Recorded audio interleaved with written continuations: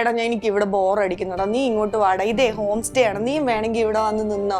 അതെ, നിന്റെ ഇവിടെ നമുക്കൊരു ക്ലിനിക്ക് തുടങ്ങാം.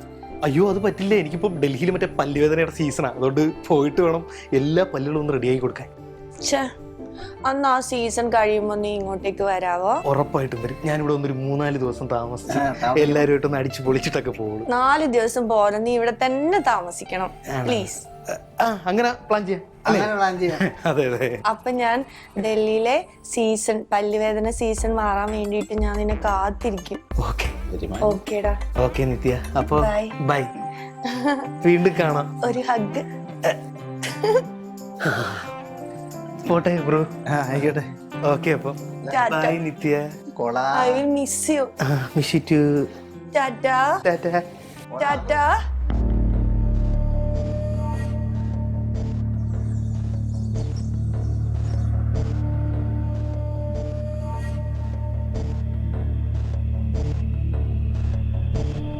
വർക്കി ചേട്ടൻ കേട്ടാ? Bestie. There is no bestie in her list. You know? എന്നുവെച്ചാ അവൾക്ക് ബെസ്റ്റി ഇല്ല കേട്ടാ.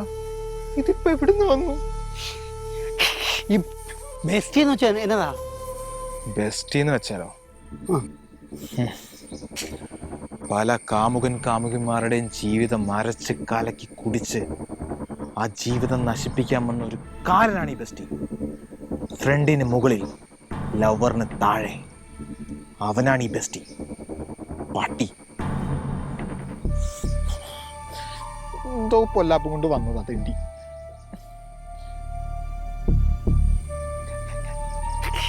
അപ്പം ഈ ക്ലാരിക്ക ഉണ്ടാവുമോ ബെസ്റ്റി? ഏയ്, ഈ അവതരണം ഇപ്പൊ ഉണ്ടായതാ. ബെസ്റ്റിയെ ഇപ്പൊ ഉണ്ടായ സാധനം. ചാൻസ് കുറവാ. അന്നത്തെ ചാരനാണ് ഇന്നത്തെ ബെസ്റ്റി. കറക്റ്റ്. പക്ഷെ ഇവൻ എങ്ങനെ വന്ന്? എൻ്റെ അനന്തരവക്ക് ഞാൻ അറിയാത്തൊരു ബെസ്റ്റിയോ? അതെ, ഞാനും അത് ആലോചിക്കുന്നു. ഇതുവരെ കേട്ടിട്ടില്ലാത്ത, ഇതുവരെ കണ്ടിട്ടില്ലാത്ത ഈ മൊട്ടത്തലയൻ ഇവിടെ എങ്ങനെ വന്നു? അവൻ ബൈക്കിന് വന്ന് ഈ ശബ്ദം ഞാൻ കേട്ടതാണ്. ബ്രില്യൻറ്റ്. എന്തിന് വന്നു എന്നാ ഞാൻ ചോദിച്ചേ? ഞാനിങ്ങനെ പോകുന്നത് കാപ്പി കുടിക്കാനും പിന്നെ ഫുഡ് കഴിക്കാനും. എൻ്റെ പൊന്ന് വർക്കിച്ച, കുറച്ച് ബുദ്ധി ഉപയോഗിക്ക്. അത് എനിക്ക് കുറവാ, അതുകൊണ്ടല്ലേ നിന്നൊക്കെ ഇവിടെ നിന്ന് അടിച്ചിറക്കാൻ പറ്റാത്തത്. വർക്കിച്ച, ഇപ്പൊ ഞങ്ങളല്ല ടാർഗറ്റ്, അവനാണ് ടാർഗറ്റ്. അവനാണ്. അവനിലൂടെ വേണം എനിക്ക് ക്ലാരൻ്റെ ബെസ്റ്റിയെ കണ്ടുപിടിക്കാൻ. അവൻ പുറത്തേക്ക് ഇറങ്ങുന്നു.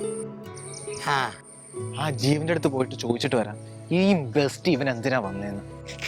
നീ ചെല്ല്, ആ കഷണ്ടി തലൻ്റെ ആരും ചോദിക്കും. അവ ഇങ്ങ് വരട്ടെ,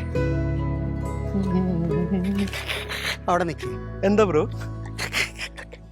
നീ ഏതാ? ഞാനോ? എന്നറിയില്ല. ഞാൻ ഇൻസ്റ്റഗ്രാമിലെ കൊണ്ട് വൈറല. നിന്റെ വയറെനിക്ക് കാണണ്ട. ആ വയറല്ല, വൈറല്. No body touching. നീ ഇവിടെ വന്നത് എന്തിനാന്നാ ഞാൻ ചോദിച്ചത്. അല്ല, ഞാൻ നിത്യയെ ഒന്ന് കണ്ട് ഒന്ന് ബന്ധമൊക്കെ പുതുക്കാൻ. ഞങ്ങൾ +2 ഒക്കെ ഒരുമിച്ച് പഠിച്ചതാ, പിന്നെ ഡിഗ്രി, പിന്നെ അങ്ങനെ ഇങ്ങനെ പഠിച്ച് ഇവിടെ വരെ എത്തി. നീ അങ്ങനെ ബ്ലസ് ചെയ്യാന്നൊക്കെ എനിക്കറിയാം. നീ അങ്ങനെ ബന്ധം വല്ലാതെ പുതുക്കണ്ട. ഇത് വർക്കിയുടെ വസതിയാണ്. അതാരാ ഈ വർക്കി? ഞാനാ. ഓ, ചേട്ടനായിരുന്നില്ലേ? എന്റെ അനന്തരവളാണ് അവള്. ആണോ? ആ മാമ വീട്ടേക്കടാ. അല്ല, അവന്റെ ഒരു കോമ.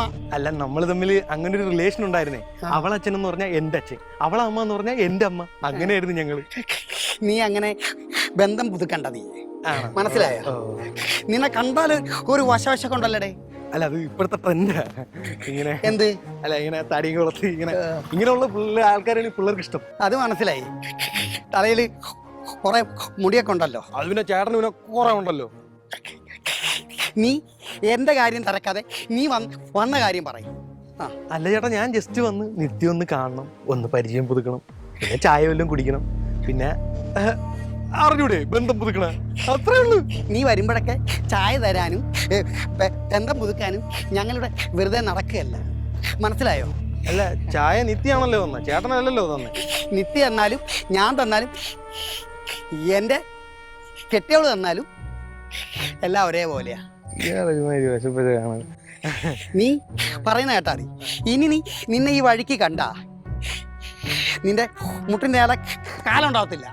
ആ അതെ ചേട്ടാ, ആ ഞാനേ ഡെന്റിസ്റ്റാ. കൂടുതൽ എനിക്ക് സംസാരിച്ചോണ്ടല്ലോ പല്ലടിച്ച് ഞാൻ താഴെ ഇട്ട് കളയും. അന്ന് വേറെ എന്നാന്ന് പറഞ്ഞേ, പറക്കിയോ? എന്റെ പല്ലൊക്കെ ഉടന്ന് തറന്ന് പറക്കി എടുക്കേണ്ടി വരും കേട്ടോടാ. പോട്ടെ ബ്രോ. ഓക്കെ. ഞാൻ വിചാരിച്ച കാര്യമല്ല, കുറച്ച് സ്ട്രോങ് ആണ്. കൂടുതൽ കാര്യങ്ങൾ പ്ലാൻ ചെയ്യണം. ആ എന്നിട്ട് ഇവരടുത്ത് മുട്ടാൻ പറ്റൂ. എങ്ങനെയുണ്ടായിരുന്നു എന്റെ സസ്പെൻസ്? എടാ മുത്തേ, നീ ഇതെങ്ങനെ ഒപ്പിച്ചടാ? ഇപ്പൊ വലിയ പ്രയാസമുള്ള കാര്യമൊന്നുമല്ലോ. നമ്പർ എടുത്തു, ഞാൻ വിളിച്ചു, ഞാൻ ട്രൈ ചെയ്തു. നിനക്ക് എങ്ങനെ മനസ്സിലായി ഇതൊക്കെ? നമ്മള് മനുഷ്യരല്ലേ, ഞങ്ങൾ ഈ ആക്ടേഴ്സിന്റെ ഒരു ഗുണം എന്ന് വെച്ച് കഴിഞ്ഞാൽ ഞങ്ങൾ നിരീക്ഷിക്കും കാര്യങ്ങളൊക്കെ, എങ്ങനെയാണ് ഇതിന്റെ കിടപ്പ് വശം എന്നൊക്കെ. അങ്ങനെ നിരീക്ഷണത്തിൽ നിന്ന് ഞാൻ കണ്ടെത്തിയ കുറച്ച് കാര്യങ്ങളാണ്. എന്തായാലും വളരെ താങ്ക്സ് ഉണ്ടടാ. നന്ദി. വേണ്ടത് എന്റെ മനസ്സ് മരുഭൂമി പോലെ മരവിച്ചിരിക്കായിരുന്നു. ആണോ? ഇപ്പൊ അവൻ എന്തൊക്കെയാടാ എന്നെ ബോഡി ഷേമിങ് ചെയ്തത്. എന്റെ ചൈനീസ് മൂക്കാന്ന് വരെ അവൻ പറഞ്ഞു. അത് സത്യമല്ല. എന്തായാലും ഇപ്പം ഒരു മഴ പെയ്ത് തോർന്ന പോലെ ഉണ്ട്. അല്ല, ഇതിന് പ്രത്യേകപരമായിട്ട് ഞാൻ ചോദിക്കുവാണെന്ന് വിചാരിക്കരുത്. എനിക്കൊരു 250 രൂപ തരൂ. നിനക്ക് 250 അല്ലടാ, 5000 രൂപ ഞാൻ തരാം. എന്തേ? അല്ല, കിട്ടിയാ കൊള്ളായിരുന്നു. 250 തരാടാ മുത്തേ. നീ എന്റെ അനിയനല്ലേടാ, നീ എന്റെ കുഞ്ഞനിയനല്ലേടാ, നമ്മൾ ഒന്നല്ലേടാ. ഞാൻ നിനക്ക് 5000 രൂപ തരുവടാ, തന്നിരിക്കടാ ഞാൻ. ഇനി നീ ഇതുപോലെ എന്റെ കൂടെ ഉണ്ടാവണം. ആയിക്കോട്ടെ. ഓക്കെ, താങ്ക്സ് ഡാ മുത്തേ. ഓക്കെ. ജീവാ, ജീവാ.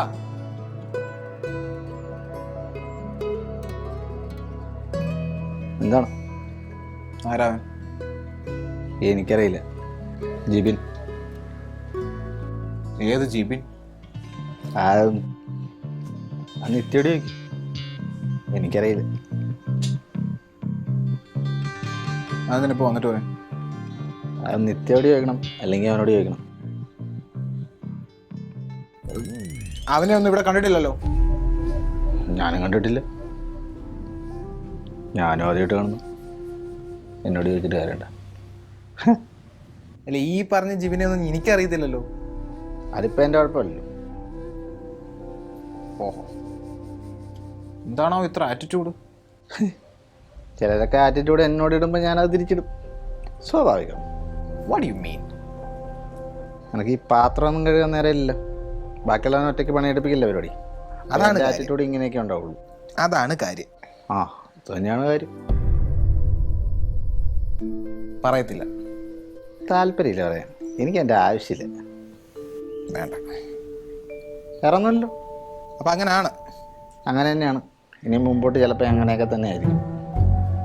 ഉറപ്പാണേ? ഓ